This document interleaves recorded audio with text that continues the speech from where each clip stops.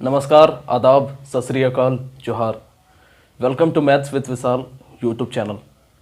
जैसा कि आप सभी को पता है दोस्तों, हम लोग आर.एस. अग्रवाल बुक से कंपाउंड या मिक्स्ड प्रोपोर्शन चैप्टर को पढ़ रहे हैं, जिस पर हम लोगों ने कल इसका इंट्रोडक्शन क्लास को पढ़ा। मैंने इसके क्या क्या बेसिक रूल होते हैं, क्या क्या फॉर्मूला होता है, उसके बारे में मैंने आप लोग सबको पढ़ाया।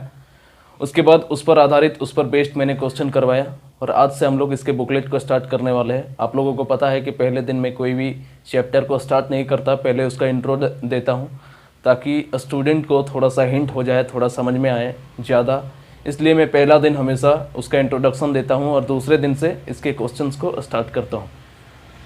कोई स्टूडेंट अगर पहली बार इस यूट्यूब चैनल पे आया है तो आप चैनल को सब्सक्राइब कर देना, साथ ही नोटिफिकेशन बेल आइकन को भी प्रेस कर देना, जिससे क्या होगा, एक सेकेंड, जिससे क्या होगा कि मैं जैसे ही कोई वीडियो अपलोड करूंगा आप तक सबसे पहले उस वीडियो की नोटिफिकेशन पहुंच जाएगी। ठीक है, चलिए बहुत बातें हो गई, अब हम लोग अपना क्लास को स्टार्ट करते हैं। क्वेश्चन नंबर फर्स्ट को देखते हैं। आर.एस. अग्रवाल बुक का एक्सरसाइज ए का, मिक्स्ड प्रोपोर्शन का एक्सरसाइज ए का क्वेश्चन नंबर फर्स्ट। क्वेश्चन आप लोगों को नीचे लिखा हुआ मिलेगा, मेरे पास क्वेश्चन नहीं है इसलिए मैं बुकलेट से पढ़ूंगा। पहला नंबर सवाल है कि 12 पुरुष एक कार्य को 24 दिन में पूरा कर सकते हैं, तो 8 पुरुष इस कार्य को कितने दिन में पूरा कर सकेंगे। खुद से ही कर लिया होगा। कल अगर किसी स्टूडेंट ने मेरे क्लास को देखा है तो इस क्वेश्चन को तो खुद से ही कर लिया होगा। लगभग 7-8 सवाल तो वो खुद से ही कर लिया होगा। और नहीं अगर देखा है तो पहले जाके उस लेसन को देखना। कोई फर्स्ट टाइम अगर इस वीडियो पर आया है तो पहले जाके कल वाले वीडियो को देखो और फिर आज से स्टार्ट करना। ठीक है, तब चीज़ें ज़्यादा समझ में आएगी। तो आइए समझते हैं। पहला क्वेश्चन है, 12 पुरुष एक कार्य को 24 दिन में करता है। Question number first. मार्कर क्यों नहीं चल रहा है जी, एक मिनट, चलो आइए समझते हैं कि 12 पुरुष किसी कार्य को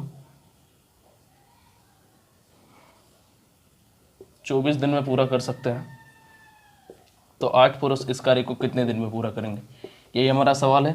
तो देखिए यहाँ पुरुष दिया है और दिनों की संख्या दी हुई है, तो हम लोगों का कौन फार्मूला लगेगा बताओ। कल मैंने आप लोगों को 4 फार्मूला बताया था कि A अनुपात B समानुपात का साइन C अनुपात दे, ये फार्मूला। दूसरा formula M1 into D1 equal to M2 into D2। तीसरा formula M1 D1 H1 equal to M2 D2 H2। और चौथा formula M1 D1 H1 W1 equal to M2 D2 H2 divided by W2। और मैंने बताया था कि कैसे इस फार्मूला को याद रखोगे, MDH मसाला को याद रखना और इस फार्मूला को याद रखने की कोशिश करना। ठीक है, तो देखो यहाँ पे M1 का मान दिया है, M1 का मान दिया है 12 व्यक्ति है ना। M1 बराबर क्या होता है, व्यक्तियों की संख्या। D1 बराबर दिनों की संख्या, 24 दिन दिया हुआ है। M2 बराबर यहाँ पे दिया है 8 आदमी, और हम लोगों से पूछा है कि D2 क्या होगा। फॉर्मूला में पुट कर दो M1 D1 equal to M2 D2। पहला सवाल है इसलिए मैं इतना लिख रहा हूँ, नहीं तो डायरेक्ट हम लोग यहीं से सॉल्व करते। ठीक है, तो 12 गुने D1 का मान कितना है 24 बराबर M2 बराबर 8 इंटू D2 का मान ये फाइंड आउट करना है तो D2 ही लिखते हैं। तो D2 बराबर कितना हो जाएगा 12 गुना 24 डिवाइडेड बाई 8। तो 8 दिए 24 यानी कि 36 दिन। 36 दिन में 8 लड़के उस काम को समाप्त कर लेंगे। ठीक है, ऑप्शन नंबर बी। चलो सही है, तो इसको पहले नोट डाउन करो और उसके बाद मैं बताऊंगा कि अगर फॉर्मूला भूल गए तो फिर इस क्वेश्चन को कैसे करना है। ठीक है, वीडियो को पॉज करके उतारना। मैंने बताया है ऑनलाइन पढ़ने का तरीका, 2 सेकंड या 3 सेकंड के लिए मैं साइड हटूंगा, उस दरमियान वीडियो को रोकना है और उतार लेना है। देखो क्वेश्चन हमारा बोला है कि 12 व्यक्ति किसी काम को 24 दिन में पूरा कर सकता है, तो एक व्यक्ति उस काम को कितने दिन में करेगा 24/12 यानी कि 2 दिन में। ठीक है, तो हमारा 8 व्यक्ति इस काम को कितना करेगा, टोटल वर्क कितना हो गया, सॉरी रुको यहाँ से समझने की कोशिश करो। टोटल वर्क मानना पड़ेगा ना टाइम एंड वर्क से। मैंने आप लोगों को बताया है कि मिक्स्ड प्रोपोर्शन क्या है, टाइम एंड वर्क का ही भाग है। तो 24 मान लेते हैं टोटल वर्क, तो इसका क्षमता कितना आ जाएगा बताओ, 1 आएगा। यानी कि 12 व्यक्ति की क्षमता हमारा 1 आ गई। 12 आदमी की क्षमता 1, तो 1 व्यक्ति की क्षमता 1/12, तो 8 मैन की क्षमता कितनी हो जाएगी 1/12 गुने 8, काटेंगे तो 4 दूने 8, 4 3 12। तो 8 व्यक्ति को लगा समय का समय कितना हो जाएगा बताओ, टोटल वर्क 24 है और 8 व्यक्ति की क्षमता से गुना कर देंगे, काटेंगे तो 12 3 36 दिन। तो ये हमारा टाइम एंड वर्क से भी ये क्वेश्चन हमारा सॉल्व हो जा रहा है। ठीक है, तो इसी से ये फॉर्मूला जो बनता है यहीं से बनता है। ठीक है, फॉर्मूला कहीं उड़ के या कहीं ऐसा पेड़ पे लगा हुआ नहीं रहता है कि कुछ भी अपने से लिख दिया। ठीक है, ये फॉर्मूला कहाँ से बनता है, ये बेसिक चीज़ों से ही ये फॉर्मूला बनता है। ये सब कोई ट्रिक होता नहीं, ट्रिक बेसिक से ही बनता है। ठीक है, तो नोट डाउन करो। लेकिन इसको हम लोगों को यूज़ नहीं करना है, क्योंकि देखो काफ़ी टाइम लगा इसको सॉल्व करने में। पहले 12 आदमी की क्षमता ज्ञात करनी पड़ी, फिर 1 आदमी की, फिर 8 आदमी की, उसके बाद फिर टोटल वर्क से डिवाइड दिए तब 36। लेकिन मैं एक बार इसलिए सिखा रहा हूँ क्योंकि आप लोगों का डाउट क्लियर हो। ठीक है, तो ये हमारा बेसिक था। चलिए अगला क्वेश्चन समझते हैं। करना है हम लोगों को इसी फॉर्मूला पर आधारित, क्योंकि इसी से क्वेश्चन आसानी से बनेगा। और क्वेश्चन आप लोग देखते ही खुद समझ जाओगे कि ये टाइम एंड वर्क का है ना मिक्स्ड प्रोपोर्शन का है, खुद से ही समझ जाओगे। वो प्रैक्टिस से होता है, तुरंत नहीं होता है। शुरू में कन्फ्यूज़न लगेगा कि ये टाइम एंड वर्क का सवाल है ना मिक्स्ड प्रोपोर्शन का सवाल है। बस ध्यान इतना देना कि mixed proportion time and work में क्या होता है कि एक साथ मिला के काम नहीं करवाता है। यहाँ पे जैसे कि बोल दिया कि 12 व्यक्ति और 15 पुरुष किसी कार्य को इतने दिन में करते हैं, तो 12 व्यक्ति और 15 पुरुष दोनों को ऐड कर दिया ना। तो देखा जाए तो मिक्स्ड प्रोपोर्शन क्या है, टाइम एंड वर्क का ही भाग है। तो कह सकते हो कि टाइम एंड वर्क का ही सवाल है। लेकिन हम लोगों प्रैक्टिस से खुद हो जाएगा कि हम लोगों को ये अप्रोच कब लगाना है और कब हम लोगों को टाइम एंड वर्क के अप्रोच से बनाना है। ठीक है, वो प्रैक्टिस से खुद ब खुद होता है। स्टार्टिंग में थोड़ा सा कन्फ्यूज़न होता है, सबका होता है, मुझे भी हुआ था। चलिए अगला क्वेश्चन समझते हैं। क्वेश्चन नंबर 2 कि 120 मजदूर किसी कार्य को 15 दिन में समाप्त कर सकते हैं, तो इसी कार्य को 10 दिन में समाप्त करने हेतु कितने मजदूर लगाने होंगे। ठीक है, 2 नंबर सवाल को देखो, वही फॉर्मूला अप्लाई होगा कि 120 मजदूर किसी काम को 15 दिन में पूरा कर सकते हैं, तो इस कार्य को 10 दिन में करने हेतु M2 का मान नहीं दिया है, 10 दिन में करने हेतु कितना मजदूर कार्य पर लगेगा।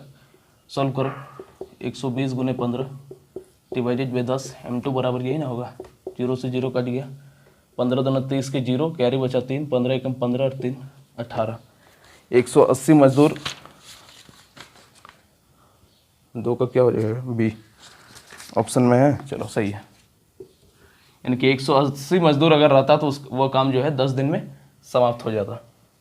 ठीक है, लाइट का दिए 2 मिनट वेट कर लेते हैं। अच्छा छोड़िए, वेट क्या करना है, नोट डाउन करो। देखो वीडियो की क्वालिटी थोड़ी सी कम हो सकती है, लेकिन मैं वीडियो की रिकॉर्डिंग नहीं रोक रहा हूँ, क्योंकि फिर अब कब लाइट आएगी, इसलिए थोड़ा सा वीडियो की क्वालिटी हो सकता है कि थोड़ा अंधेरा दिखे, लेकिन नॉलेज की क्वालिटी में कोई कमी नहीं रहेगी। ठीक है, और पढ़ने वाला लड़का वीडियो की क्वालिटी नहीं देखेगा, वो सिर्फ नॉलेज की क्वालिटी देखेगा। चलो अगला क्वेश्चन समझते हैं। इंतजार करके क्या मिलेगा, बढ़ते रहो। क्वेश्चन नंबर 3 कि 18 बच्चे एक कार्य को 12 दिन में समाप्त कर सकते हैं, इसी कार्य को 8 दिन में समाप्त करने के लिए कितने बच्चे लगाने होंगे। सिंपल सा सवाल, क्वेश्चन नंबर 3 कि 18 बच्चे किसी कार्य को 12 दिन में पूरा कर सकते हैं, तो इसी कार्य को 8 दिन में पूरा करने के लिए कितने बच्चे लगेंगे। वही ये पहला वाला 18 बच्चों की संख्या दिया है, ये M1 का मान दिया है, ये D1 का मान दिया है, M2 हम लोगों से पूछा है और ये D2 हमारा दे दिया गया। ठीक है, 4 डाटा में से 3 डाटा दे दिया है, सॉरी 2 डाटा, इधर 2 डाटा में दोनों डाटा दिया है और या इधर 1 डाटा दिया है और 1 डाटा पूछा है। तो बस किसे बनाओगे बताओ। M2 बराबर क्या हो जाएगा, 18 × 12 डिवाइडेड बाई 8, काटो, 4 दूने 8, 4 3 12, 9 3 27 दिन में, सॉरी 27 आदमी, 27 बच्चे जब अगर उस काम को करते हैं, बच्चों की बात किया है ना, M2 बराबर चिल्ड्रन है, तो देखो 27 दिन में वो कार्य हमारा, सॉरी 27 बच्चे उस कार्य को हमारा खत्म कर देंगे। ठीक है, चलो 3 का D सही है। अगला क्वेश्चन को समझते हैं। इसका बेसिक खुद से करने की कोशिश करना। टोटल वर्क मान के जो मैंने पहला क्वेश्चन बेसिक बताया था ना एक, उसी से खुद से करने की कोशिश करना। ठीक है, लेकिन बनाना है इसी से, मैं बार बार समझा रहा हूँ क्योंकि इससे जल्दी बनता है। क्वेश्चन नंबर 4 4 नंबर सवाल है कि 56 व्यक्ति किसी कार्य को 24 दिन में समाप्त कर सकते हैं, तो 42 व्यक्ति उस कार्य को कितने दिन में समाप्त कर सकेंगे। आइए समझते हैं, थोड़ा जल्दी बनाते हैं, ये सब आसान सवाल है, आप लोगों ने खुद से कर लिया होगा। 56 व्यक्ति किसी कार्य को 24 दिन में कर सकते हैं, तो 42 व्यक्ति उस कार्य को कितने दिन में करेंगे। D2 ये देखो M1 का मान दिया है, D1 का मान दिया है, M2 का मान दिया है 42 व्यक्ति, और D2 हम लोगों से पूछ दिया है। ठीक है, तो D2 बराबर क्या हो जाएगा बताओ, 56 गुने 24, और ये डिवाइड में चला जाएगा। 7 का पाड़ा में काट दो, 7 छके 42, 7 अठे 56, 3 का पाड़ा में 3 दूने 6, 3 अठे 24, 2 का पाड़ा में 2 चौके 8, 8 चौके 32 दिन में 42 व्यक्ति उस कार्य को खत्म कर देंगे। ठीक है, तो 32 दिन हमारा आंसर हो जाएगा। कितना आसान है बताओ। 5 नंबर सवाल कोई नीचे लिख देते हैं, तो छोड़ो मिटा ही देते हैं, थोड़ा अजीब लगेगा। क्वेश्चन नंबर 5, एक कैंटीन में एक सप्ताह के लिए 238 किलोग्राम चावल की आवश्यकता हो तो 49 दिनों के लिए कितना चावल चाहिए। ठीक है, ये समझते हैं क्वेश्चन नंबर 5 कि 5वां नंबर सवाल क्या दिया है कि एक कैंटीन में 238 किलोग्राम चावल के एक सप्ताह में, यानी कि 7 दिन में उसको 238 किलोग्राम चावल की आवश्यकता है, तो 49 दिन में कितना चावल चाहिए होगा। ठीक है, तो इसको बेसिक बनाना चाहो तो बेसिक भी बना सकते हो। कैसे बनाओगे, 7 दिन में, 7 डे में जब इसको 238 किलोग्राम चावल अगर मिलता है तो एक दिन में कितना मिलेगा बताओ। 238 ये 7 डिवाइड में चला जाएगा, तो 7 3 21, 2 बचा 7 चौके 28, 34 किलोग्राम। एक दिन में 34 किलोग्राम चावल मिला, तो हम लोगों से 49 दिन में पूछा है, तो 49 दिन का कितना हो जाएगा बताओ।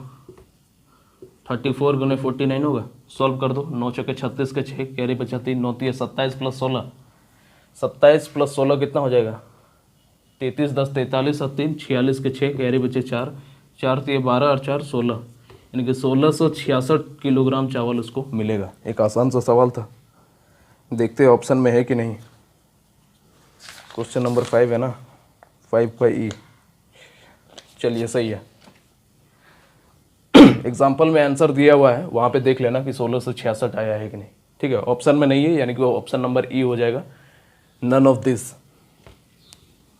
चलो अगला क्वेश्चन समझते हैं। वीडियो को पॉज करके उतारना, क्योंकि मैं रुक नहीं सकता हूँ कि आप लोग नोट डाउन करो, और मेरे को उतना, मैं वीडियो की लेंथ लंबी हो जाएगी। तो ऑनलाइन पढ़ने का तरीका यही होता है कि रिकॉर्डेड वीडियो है, वीडियो को पॉज करो, जैसे ही मैं सॉल्व करवाता हूँ वीडियो को पॉज कर दो, उसको नोट डाउन करो, और नोट डाउन करने के बाद कंटिन्यू फिर से वीडियो को चालू कर दो। इसी तरह पढ़ा जाता है ऑनलाइन। ठीक है, क्वेश्चन नंबर 6 कि 10 नल जिनमें से एक ही दर से पानी प्रवाहित होता है एक टंकी को 24 मिनट में भर सकते हैं। यदि 2 नल खराब हो जाए तो शेष नल इस खाली टंकी को कितने समय में भरेंगे। आइए समझते हैं क्वेश्चन नंबर 6। क्वेश्चन बोल दिया कि 10 नल किसी एक ही दर से पानी प्रवाहित करती है और एक टंकी को 24 मिनट में भर सकती है। ठीक है, उसके बाद बोला है कि 2 नल खराब हो जाता है। ठीक है, बोले कि 2 नल खराब हो जाता है, तो अब कितना बचेगा, नल 8 बचेगा। तो बोलेगा ये कितना मिनट में, यहाँ T2 हम लोगों से पूछ दिया है, T1 का मान दिया हुआ है। मैंने आप लोगों को बताया था कि जब भी M1 D1 equal to M2 D2 का फॉर्मूला यहाँ भी अप्लाई हो रहा है, लेकिन कोई ज़रूरी नहीं है कि M1 बराबर हमेशा आदमियों की संख्या ही रहे। यहाँ पे जैसे नल की संख्या दे दिया है, इसी तरह किताबों की संख्या दे देता, कुर्सियों की संख्या दे देता, कलम की संख्या दे देता, दरवाजों की संख्या दे देता, कुछ भी दे सकता है। तो M1 मतलब हमेशा, इसलिए याद मैंने लिखवाया था वहाँ कि व्यक्तियों की संख्या या वस्तुओं की संख्या, नंबर ऑफ पर्सन या नंबर ऑफ ऑब्जेक्ट। इसी तरह यहाँ पे देखो D1 की जगह क्या दिया है, यहाँ मिनट में दे दिया है, तो हम लोग T2 मान लिए। क्या कोई ज़रूरी है कि दिन ही देगा, समय तो मिनट में भी दे सकता है, घंटे में भी दे सकता है, सेकंड में भी दे सकता है। ठीक है, तो हम लोग T2 मान लिए। तब सॉल्व करो, T2 बराबर क्या हो जाएगा, 10 गुने 24 डिवाइडेड बाई 8, तो 8 तो ये 24, यानी कि 30 नल 30 मिनट टी टाइम है ना, तो 30 मिनट में 8 नल उस टंकी को भर देंगे। आइए देखते हैं ऑप्शन में है कि नहीं। 6 का ऑप्शन नंबर डी। मैंने आंसर चेक नहीं किया, इसलिए मुझे थोड़ा देखना पड़ रहा है आंसर। चलो उतार लिया होगा। क्वेश्चन नंबर 7 कि यदि एक बाल्टी का 4/9 भाग 1 मिनट में भरा जा सकता है तो शेष भाग भरने में कितने मिनट लगेंगे। आइए समझते हैं। क्वेश्चन नंबर 7 हम लोगों से पूछा है कि एक बाल्टी का 4/9 भाग 4/9 भाग एक बाल्टी का, ठीक है। मैंने आप लोगों को बताया है कि कोई भी चीज़, 1 यूनिट का मान हमेशा होता है कि वो चीज़ का पूरा भाग, ठीक है। 1 यूनिट का मान मैंने क्या बताया है कि कोई वस्तु का पूरा भाग होता है 1 यूनिट। यानी कि जैसे कि बोल दिया कि 4/1 बाल्टी का 4/9 भाग, क्या बोला है, 4/9 भाग 1 मिनट में भरा जा सकता है। तो यानी कि उस बाल्टी में हम लोग मान लेते हैं कि 1 यूनिट पानी भरेगा, ठीक है। तो 4/9 भाग पानी भरा जा सकता है। तो शेष बाल्टी में कितना पानी भरा जा सकता है बताओ? 1 - 4/9 नहीं होगा, 9 होगा ना। मैंने आप लोगों को बताया है, बार बार समझाया है कि 1 यूनिट मतलब होता है पूरा कंप्लीट वैल्यू, ठीक है। तो कंप्लीट वैल्यू यानी कि उस बाल्टी में 1 यूनिट ही पानी लेगा, हम लोग इसको माने हैं, ठीक है। कुछ भी मान सकते हो, लेकिन 1 यूनिट इसलिए माने हैं क्योंकि हम लोग कैलकुलेशन आसान हो, ठीक है। तो कितना हो जाएगा, 9 में से 4 घटेगा तो 5/9, यानी कि 4/9 भाग पानी भरा 1 मिनट में भर सकता है। तो शेष पानी कितना भरना पड़ेगा उसको, 5/9। उसके बाद क्या बोला है, अब लिखो 4/9 = 5/9, समानुपाती का साइन। इसको 1 मिनट का समय लगता है, इसको 1 मिनट का समय लगता है ना, तो इसको कितना समय लगेगा? अभी भी लग रहा होगा कि मैंने क्या लिख दिया। तो चलो अब मैं आप लोगों को समझाता हूँ कि सबसे लास्ट में मैंने आप लोगों को एक चीज़ समझाया था कि A/B समानुपात C/D। और मैंने आप लोगों को बताया क्या था कि इधर वाला जो भाग होगा समानुपाती का, इस साइड वाला जो भाग होगा ये हमेशा सेम क्वांटिटी होगा, और समानुपाती का उस साइड वाला जो भाग होगा C और D, ये भी दोनों सेम क्वांटिटी में होगा। तो यहाँ पे दोनों में बाल्टी का भाग है दोनों तरफ। देखो ये भी बाल्टी का भाग है 4/9 भाग, और ये भी बाल्टी का पानी भरने वाला भाग है 5/9 भाग। और यहाँ पे समय का बात किया है, इसका समय दिया है कि 4/9 भाग 1 मिनट में भरा जा सकता है, ठीक है। तो ये समय हम लोग मान लिए x या t मान लो, सबसे बढ़िया रहेगा t मान लो, उससे समय समझ में आएगा कि समय की बात किया है। तो यहाँ भी हम लोग समय लिए, यहाँ भी समय लिए। फिर से एक बार बताता हूँ कि यहाँ पे बाल्टी को भरा जा रहा है, यहाँ पे भी इतना भाग, बाल्टी का भाग ये है, ये भी बाल्टी का भाग है, ये भी समय है, ये भी समय है। यानी कि दोनों तरफ समानुपात का साइड का दोनों तरफ, दोनों जो भी चीज़ रहेगा, जो भी ऑब्जेक्ट रहेगा, दोनों सेम क्वांटिटी में होगा, सेम मात्रा में होगा, या सेम चीज़ होगा, ठीक है। तब सॉल्व करो। मैंने आप लोगों को बताया कैसे से सॉल्व करते हैं कि दूर वाला का दूर वाले से गुना और पास वालों को पास वाले से गुना, और दोनों बराबर होता है। रेशियो में काफ़ी अच्छे से मैंने ये सब बातें बताई थी। तो 4/9 × t = 5/9 × 1 हो जाएगा। तो t बराबर क्या हो जाएगा बताओ, 5/9, और ये क्रॉस इंटू होगा तो 9/4। तो t बराबर क्या हो जाएगा, 5/4, ठीक है। देखते हैं ऑप्शन में है 5/4 मिनट हो जाएगा ना, 7 का ऑप्शन नंबर C। चलो सही है, नोट डाउन करो।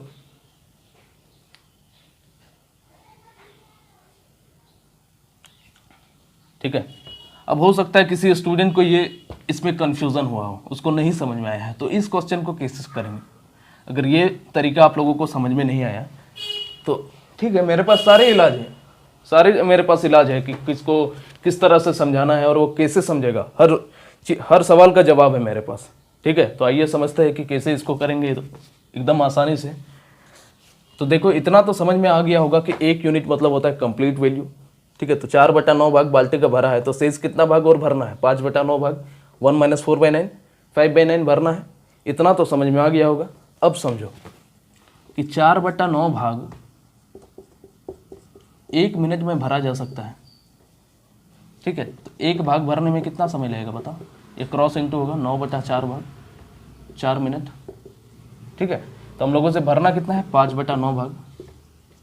तो 5/9 भाग को भरने में कितना लगेगा, 9/4 × 5/9, यही नहीं लगेगा, 9 से 9 कटा तो 5/4 मिनट।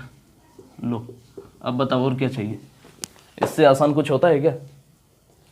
तो मेरे पास हर चीज़ का इलाज है, नोट डाउन करो कि कौन सा सवाल किस तरह से बनाना है, किस तरह से टफ सवाल को किस तरह से आसान बना देना है, वो सारे तरीके मुझे आते हैं, ठीक है। बस यही है कि मैं शुरुआत कर रहा हूँ। गणित तो काफ़ी है मेरे अंदर, बहुत है, और मैं बहुत चीज़ें आप लोगों को सिखा भी सकता हूँ, लेकिन यही है कि नाम कम है, फेमस थोड़े कम है, लेकिन स्ट्रगल जारी है और एक दिन उस मुकाम पे पहुँचेंगे। खैर भगवान की कृपा रही तो और आप लोगों का प्यार। चलो अगला क्वेश्चन समझते हैं। क्वेश्चन नंबर 8, एक पानी की टंकी का 3/16 भाग 15 मिनट में भरता है, तो पानी बाकी टंकी कितने देर में भरेगी? आइए समझते हैं। क्वेश्चन नंबर 8 हम लोगों से बोला है एक पानी की टंकी का 3/16 भाग 15 मिनट में भर सकता है, तो शेष भाग कितना होगा बताओ? शेष भाग कितने देर में भरेगा, यही पूछा है हम लोगों से। तो 3/16 भाग, तो शेष और कितना भाग भरना है बताओ? 3/16 घटा, मैंने बताया 1 यूनिट मतलब होता है कंप्लीट वैल्यू, इससे जब घटाओगे तो 16 में से 3 गया तो 13/16 भाग और हम लोगों को भरना है। ये क्या करना है? और भरना है। तो बस जो सेकंड तरीका बताया उसी से बनाते हैं, क्योंकि वो हमारा आसान था। पहले वाले अच्छा दोनों बता देते हैं। सबसे पहले 3/16 13/16 दोनों सेम क्वांटिटी रखे, यहाँ भी पानी भर रहे हैं, यहाँ भी पानी भर रहे हैं, और यहाँ पे 15 मिनट लग रहा है और यहाँ पे मान लेते हैं 3 मिनट लगेगा। कैसे सॉल्व करेंगे? 3/16 इंटू ये दूर वाला को दूर वाले से गुना करो, t बराबर 13/16 गुने 15, ठीक है। तो t बराबर कितना हो जाएगा? 13/16 गुने 15 इंटू 16, और ये 3 आ जाएगा नीचे, 16 से 16 कट गया, 3 × 5 = 15 और 13 × 5 = 65, यानी कि 65 मिनट में ये जो है इतना पानी को भर देगा। और इसी का दूसरा तरीका, इसको पहले उतारो फिर बता रहा हूँ।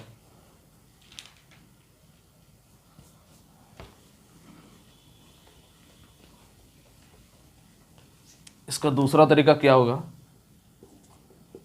कितना हो जाएगा? 13/16 होगा ना शेष भाग, ये क्या है? शेष भाग। तो 3/16 भाग भरने में इसको 15 मिनट का समय लग रहा है, तो एक कंप्लीट भाग भरने में कितना लगेगा? 16 गुने 15 डिवाइडेड बाई 3, क्रॉस इंटू होगा। तो शेष कितना भाग भरना है हम लोगों को? 13/16 भाग भरने में कितना समय लगेगा? 16 गुने 15 डिवाइडेड बाई 3 गुने 13/16। तो 16 से 16 कटा, 3 × 5 = 15 और 13 × 5 = 65 मिनट। बताओ दोनों में कितना आसान है। ये तरीका थोड़ा सा अच्छा है, तो आप लोग इसी से सॉल्व करना, ठीक है। इस तरह का अगर सवाल आए तो, नहीं तो दोनों तरीका सिखा दिया है, जिससे अच्छा लगे उससे सॉल्व करो। चलो अगला क्वेश्चन समझते हैं। क्वेश्चन नंबर 9 नंबर सवाल है, एक आदमी किसी काम को 1 दिन में पूरा कर सकता है, तो 5 आदमी मिलकर इसके 5 गुने कार्य को कितने दिन में, कितने समय में पूरा करेंगे? आइए समझते हैं। क्वेश्चन नंबर 9 क्या बोला है कि एक आदमी, 9 है ना, एक आदमी 1 दिन में एक कार्य को कर सकता है, तो 5 आदमी कितने दिन में इसके 5 गुने कार्य को कर सकता है? ठीक है। तो यहाँ पे कौन फॉर्मूला अप्लाई हुआ? देखो, m × d m1 × d1 divided by w1 equal to m2 × d2 divided by w2। ये फॉर्मूला यहाँ पे मैंने कहीं पे लिखाया नहीं। चलो ठीक है, कोई बात नहीं, लिखाया नहीं, जो डाटा दिया है आप लोग इतना तो समझ सकते हो ना कि m/h ऊपर में मल्टीप्लाई होता है और d1 जो है डिवाइड में जाता है, तो उसी टर्म में तो कर रहा है कि एक आदमी 1 दिन में एक काम को कर रहा है, तो 5 आदमी कितने दिनों में उसके 5 गुने काम को करेगा। तो यहाँ कोई भी काम हम लोग 1 यूनिट मानते हैं, उसका 5 गुना कार्य, तो 1 का 5 गुना कितना होगा? 5 ही होगा। अब इसको सॉल्व कर दो। तो ये सब लिखने की जरूरत नहीं है, मैंने बताया था कि m1 बराबर क्या होता है? आदमियों की संख्या। तो यहाँ पे डायरेक्ट 5 लिखते हैं, ठीक है। यहाँ पे m लिखने की जरूरत नहीं, मैंने आप लोगों को समझाने के लिए वहाँ पे m लिख दिया था। तो 5 से 5 कट गया, तो d2 बराबर कितना हो जाएगा? 1 दिन। हमारा आंसर है यही ना होगा, 1 × 1। क्वेश्चन नंबर 9 का बी देख लेते हैं आंसर एक बार। चलो सही है, ये आसान सवाल है ये सारे। अगला क्वेश्चन समझते हैं। क्वेश्चन नंबर 10 सॉरी, थोड़ा खांसी है। क्वेश्चन नंबर 10 है, एक कैंप में भाग लेने वाले 1600 व्यक्तियों के लिए 60 दिन की खाद्य सामग्री है, परंतु इस कैंप में केवल 1200 व्यक्ति भाग ले सकते हैं, तो ये खाद्य सामग्री कितने दिनों में समाप्त होगी? ठीक है, आइए समझते हैं। क्वेश्चन नंबर 10 क्या बोला है हम लोगों से कि एक कैंप में भाग लेने वाले 1600 व्यक्तियों के लिए 1600 व्यक्तियों के लिए 60 दिन का भोजन है। तो हम लोगों से पूछा है कि 1200, परंतु इस कैंप में 1200 व्यक्ति ही भाग ले सकते हैं। ये खाद्य सामग्री कितने दिन लगेगा? बस m×d लगा दो कि 1600 व्यक्ति के लिए 60 दिन का भोजन है, तो 1200 व्यक्ति इस काम को के लिए कितना दिन ये खाना चलेगा? तो सॉल्व करो। d2 बराबर कितना हो जाएगा? 1600 × 60 डिवाइडेड बाई 1200। 2 0 से 2 0 कटा, 6 दूने 12, 2 8 16, 8 गुने ये 10 हो जाएगा ना। 80 दिन में वो काम हमारा ख़त्म कर देगा 1200 मतलब 1200 व्यक्ति। ठीक है, काम खत्म नहीं कर देगा। हम लोगों से पूछा है कि ये खाद्य सामग्री कितने दिन चलेगा, तो 80 दिन वो खाद्य सामग्री चलेगा, 1200 व्यक्ति अगर रहा तो। चलो अगला क्वेश्चन समझते हैं। Question number 11।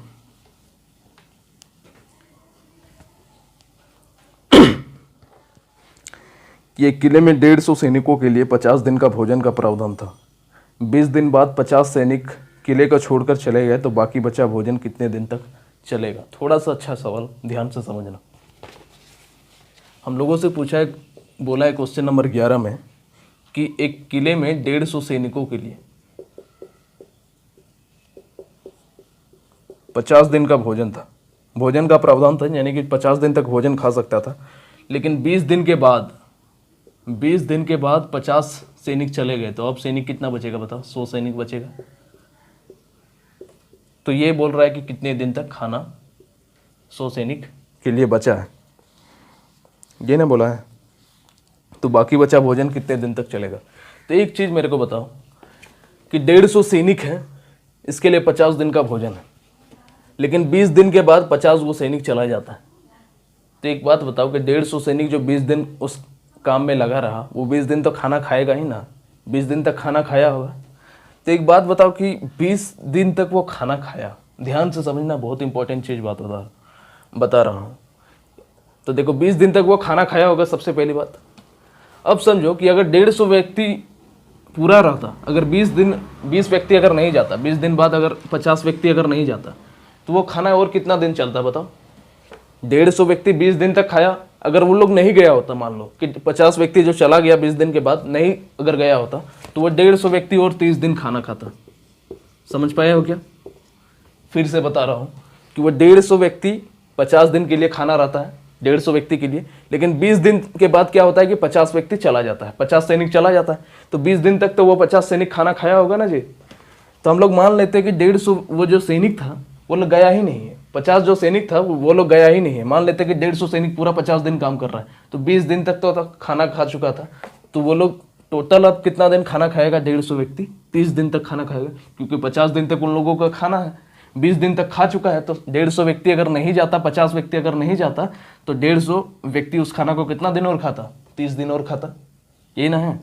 और ये जो जितना खाना को खाएगा, तो 100 सैनिक जो है उतना ही खाना को ये भी ना खाएगा, तो ये बराबर हो जाएगा कितना? 100 गुने d2 के। फिर से एक बार समझा रहा हूँ, इस क्वेश्चन पे स्टूडेंट को प्रॉब्लम होता है, कुछ भी लिख देते हैं, गलत कर देते हैं। फिर से मैं समझाता हूँ कि 150 टोटल सैनिक था। एक इंपॉर्टेंट सवाल है, इसलिए मैं ज़्यादा टाइम ले रहा हूँ। 150 सैनिकों के लिए 50 दिन का भोजन था, ठीक है। 20 दिन के बाद बोल रहा है कि 50 सैनिक चला गया, लेकिन 20 दिन तक तो 50 सैनिक खाना खाया होगा, भूखा तो रहेगा नहीं।